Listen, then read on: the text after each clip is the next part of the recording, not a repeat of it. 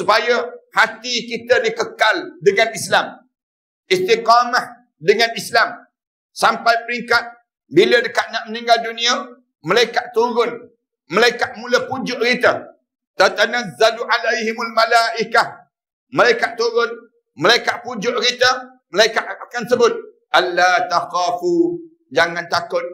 Wala tahzanu, jangan sedih.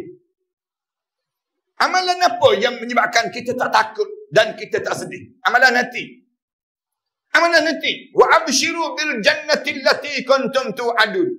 Kabar gembira terhadap syurga yang dijanjikan oleh Allah kepada diri kami. Ni disebut demikian. Allah sebut. Dalam hidup kita ni, sepanjang masa ni ayah-ayah, ibu-ibu, tolonglah jaga hati. Hati kita ni jangan berbolak-balik terhadap Islam. Hati kita jangan dibiarkan penuh dengan kotoran dosa. Kotoran dosa.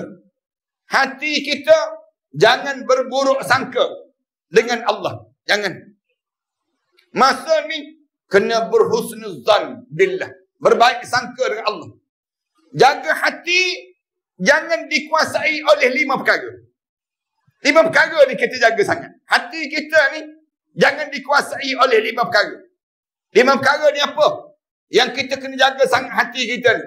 Yang pertama, jaga hati jangan dikuasai oleh syaitan dan juga iblis. Syaitan dan iblis jangan pegang hati kita. Jangan buka ruang hati kita kepada syaitan dan iblis.